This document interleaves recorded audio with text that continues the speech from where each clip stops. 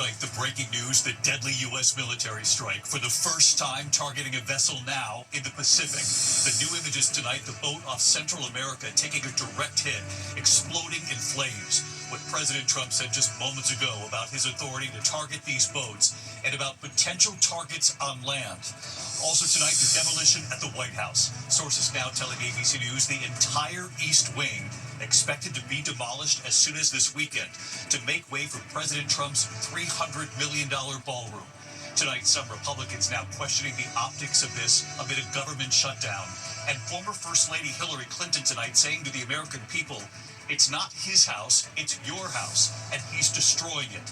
Tonight, the stunning story of survival off Massachusetts. The family on a boat engulfed in flames, jumping off in the middle of the night, swimming on their own to an island where they were stranded. Their dramatic radio call for help.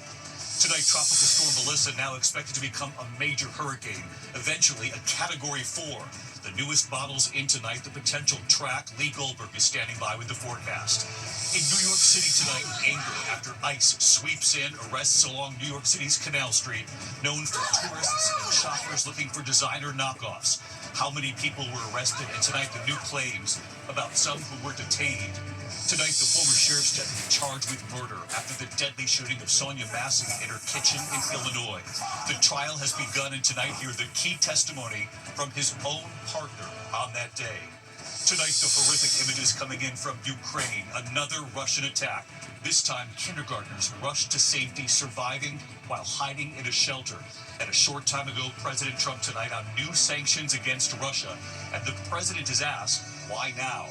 Tonight, the deadly multi-vehicle crash on the interstate, the truck causing a chain reaction crash, and news coming in now on the driver of that truck. There's news tonight on the Super Bowl halftime show featuring Bad Bunny.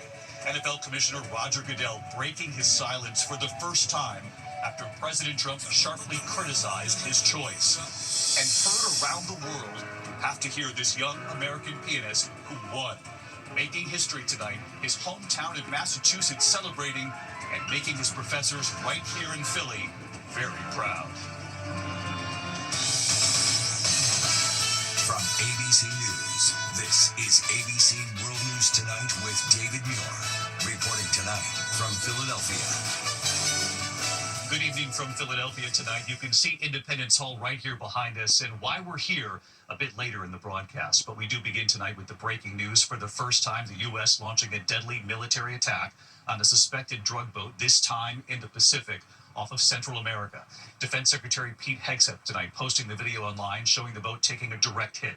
The boat burning on the water. Authorities say 2 people on board were killed. Hegseth saying the boat was traveling on a known drug trafficking route, comparing drug cartels to Al-Qaeda. At least 34 people have now been killed in 8 known strikes carried out by the U.S. military. Just moments ago, President Trump tonight reacting to the images just released and what he's now saying about his authority to target these boats in international waters and about potential targets on land. ABC's chief national correspondent Matt Gutman leading us off tonight. Tonight, for the first time, the U.S. launching a deadly airstrike on a suspected drug boat in the eastern Pacific Ocean off Central America, a major expansion of President Trump's war on the cartels. Secretary Pete Hegseth posting this video of the strike, saying the vessel was involved in illicit narcotics smuggling as part of a designated terrorist organization, but did not provide evidence. He added that 2 people were killed. And President Trump just moments ago reacting to the images just released. We have legal authority. We're allowed to do that. And if we do by land, we may go back to Congress. But this is a national security problem. The administration has been cracking down on suspected drug smugglers in the Caribbean, bombing 7 vessels there since September 2nd.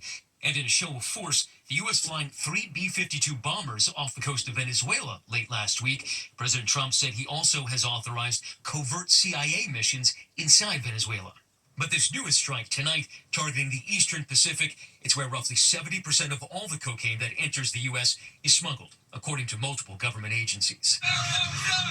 The U.S. Coast Guard has been battling drug smugglers there for more than a decade, chasing boats and arresting suspects, as we witnessed in 2019.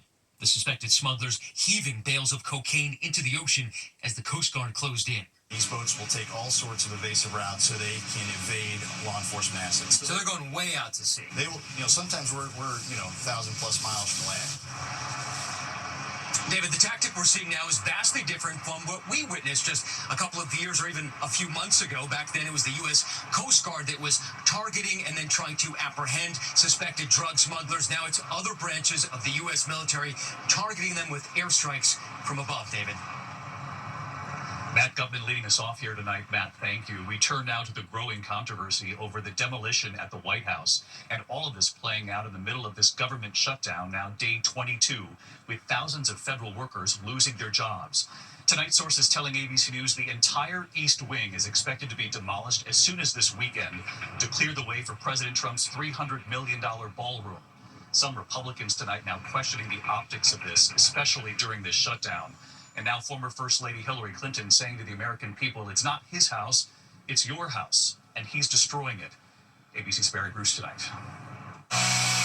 Tonight, sources tell ABC News President Trump is aiming to tear down the entire East Wing of the White House by this coming weekend to make way for his new ballroom, which Trump now says will cost $300 million. When he announced the project, the president pledged it would not interfere with the building known as the People's House. It won't interfere with the current building. It'll be near it, but not touching it, and pays total respect to the existing building, which I'm the biggest fan of. But this week, the nation's capital taken by surprise when bulldozers and cranes started demolition.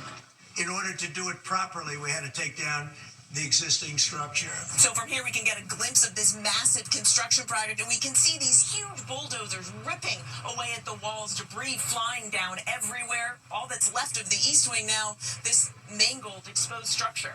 The original East Wing, built in 1902. It was updated in 1942 and has been the traditional home for the First Lady's offices. In 1962, Jackie Kennedy giving Americans their first televised glimpse. Tonight, former First Lady Hillary Clinton dismayed, posting, "It's not his house, it's your house, and he's destroying it." The National Trust for Historic Preservation is calling on the administration to pause demolition until plans for the proposed ballroom go through the legally required public review processes.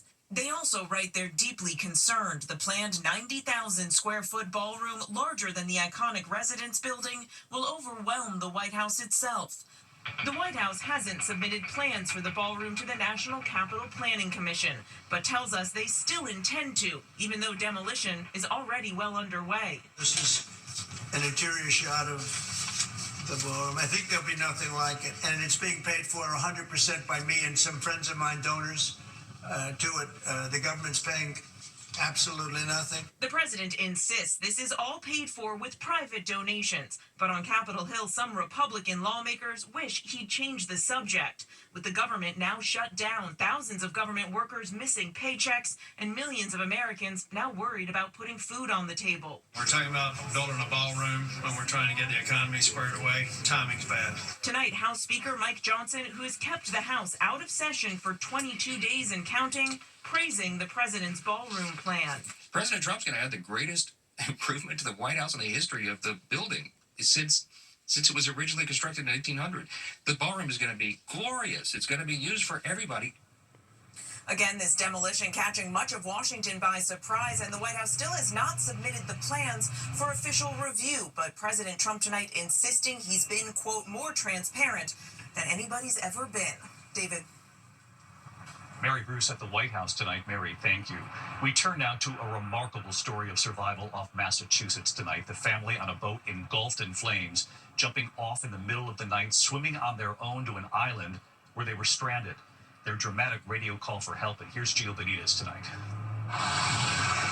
Tonight, the Cape Cod family, their boat in flames, jumping for their lives, shipwrecked on an island, desperately calling for help. Mayday, mayday, mayday, our ship went down at Tarplin Cove. The Coast Guard says the Sullivan family, Patrick, his wife Cynthia, and son Tyler, set out from Falmouth on Cape Cod on Friday on their 30-foot boat, the Third Wave, planning to return Tuesday. But late Monday night, the family was jolted awake by their barking dog. It turns out the boat was on fire. The Sullivans jumping from the fully engulfed boat, swimming to nearby Noshin Island, taking shelter in a barn. When they did not return Tuesday, a concerned family member reported them missing to the Coast Guard. Mariners are requested to keep a sharp lookout as this is possible and for all sightings to the Coast Guard. As the Coast Guard scoured the ocean, the family finding the boat's marine radio on shore, making that mayday call Wednesday morning.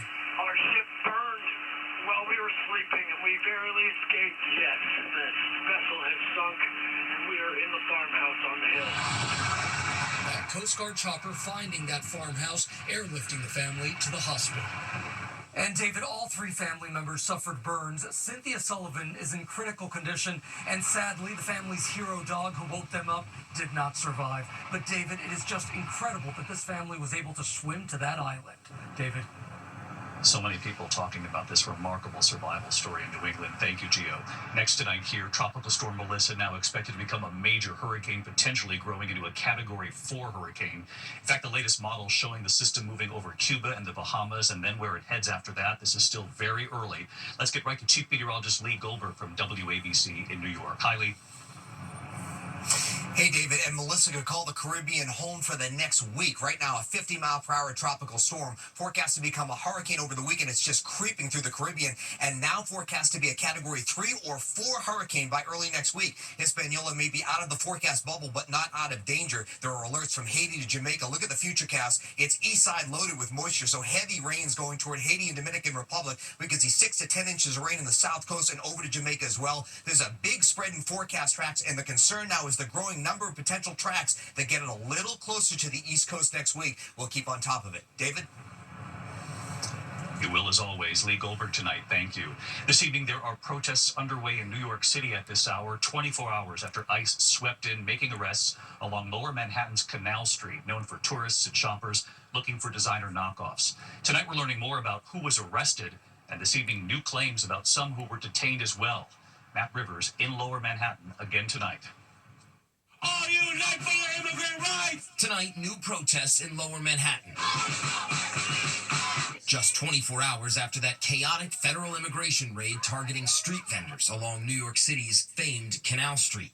ICE says it arrested 9 undocumented immigrants during an operation aimed at the sale of counterfeit goods. It's definitely intelligence-driven. It's not random. We're just not pulling people off the street. DHS says a handful of protesters were also arrested, but later released without charges. New York Congressman Dan Goldman today blasting ICE for allegedly detaining American citizens. This is a militarized effort to incite tension, passion, and inflame the communities in New York City. New York's Attorney General now asking members of the public to turn over videos documenting the actions of federal officers. Tonight, we're learning DHS now surging resources to San Francisco. ABC News learning a Coast Guard base nearby will host border protection agents starting today.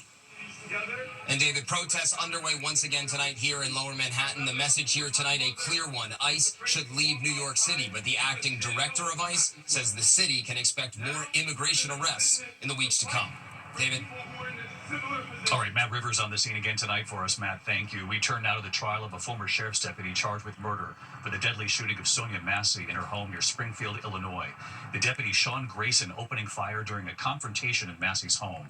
A key witness today, his partner from that day, now testifying for the prosecution, saying the woman in the kitchen, Sonia Massey, quote, never did anything that made me think she was a threat, and that it was Grayson's, quote, actions that raised my sense of awareness.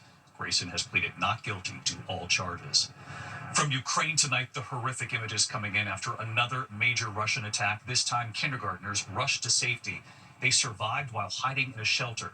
Just a short time ago, President Trump revealing new sanctions tonight against Russia, and the president was asked, why now on the sanctions, weeks after that summit with Vladimir Putin on American soil? Here tonight, Rachel Scott. Tonight, the harrowing images of a direct Russian strike on a kindergarten in Ukraine. This video circulating online showing a projectile heading towards the building. Then a fiery blast. Debris flying everywhere. The kindergartners inside rushed to safety, surviving in a shelter.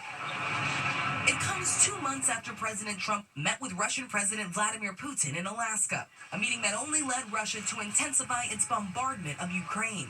Last week, the president, after speaking with Putin, refused Ukraine's request for powerful Tomahawk missiles that could fire deep inside Russia.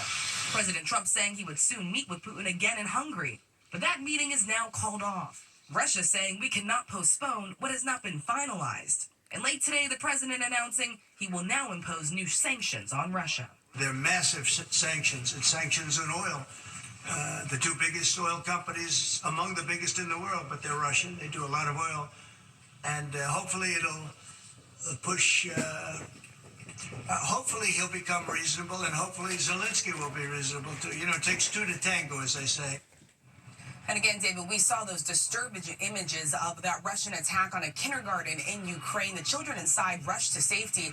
Tonight, the president was asked why he's imposing new sanctions on Russia now. The president says he felt like it was time, saying, quote, "We waited a long time." David. Rachel Scott also at the White House tonight. Rachel, thank you. And when we come back here, the horrific crash on an interstate, the dash cam images tonight from inside the cab of the tractor trailer, slamming into a vehicle, setting off a chain reaction crash. And what we've now learned tonight about the driver of that truck. There's also news tonight on the Super Bowl halftime show. The NFL Commissioner Roger Goodell breaking his silence, speaking publicly for the first time after choosing Bad Bunny.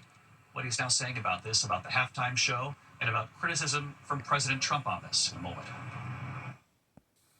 Tonight here, dramatic dashcam video showing the moment of a deadly crash on the 10 freeway outside Los Angeles. A semi-truck slamming into several vehicles yesterday. The video is now part of a law enforcement investigation. 3 people were killed, 4 others hurt. The freeway shut down for hours. The driver of the semi has been arrested. He's now facing charges of DUI and vehicular manslaughter. Tonight, a daring rescue in McKinney, Texas, outside Dallas. Multiple firefighters using ladders to reach a driver. Look at this, dangling off the side of an overpass right here, eventually lowering him to safety. The driver was taken to the hospital with non-life-threatening injuries. Just incredible. When we come back tonight, news this evening on that Super Bowl halftime show featuring Bad Bunny, what NFL Commissioner Roger Goodell is now saying, breaking his silence tonight on this. To the index, the NFL tonight standing behind its choice of Bad Bunny to perform at this season's Super Bowl. League Commissioner Roger Goodell reacting publicly for the first time after President Trump's criticism of the pick. Goodell saying the Puerto Rican superstar is, quote, one of the leading and most popular entertainers in the world, adding that the choice was carefully thought through.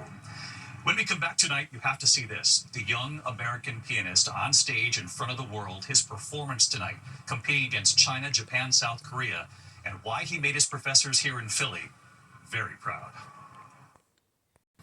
Finally tonight here, America Strong, the young American pianist who is now the world champion, and you're about to see why. Tonight, the incredible achievement on the world stage. A young American pianist, Eric Liu, who graduated from the Curtis Institute of Music here in Philadelphia in 2020, winning what many call the Olympics of the piano world. The 27-year-old Liu is from Bedford, Massachusetts.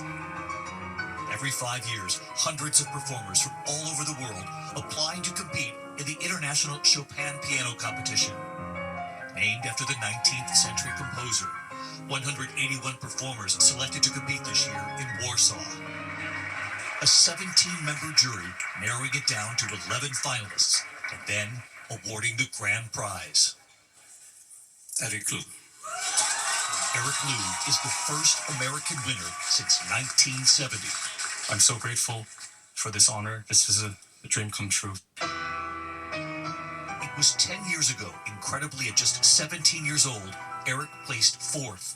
And this is what he said back then about not giving up. If this can continue on, that would be just the greatest happiness for me. Tonight, here in Philly, the Curtis Institute saying we're thrilled to congratulate recent graduate Eric Liu. And tonight, hi, David. That young American pianist, Eric, his message from Warsaw. Perseverance through stressful times could eventually pay off. I spent so many formative years in the city of Philadelphia. So thank you to everyone who supported from back home. We are cheering for you back here in America, Eric, the 27-year-old American making Philly proud in his hometown back in Massachusetts. By the way, we're in Philadelphia tonight, invited by Temple University's Klein College of Media and Communication for an honor and to spend time with their students, and they've been impressive. I'll see you tomorrow night. Good night.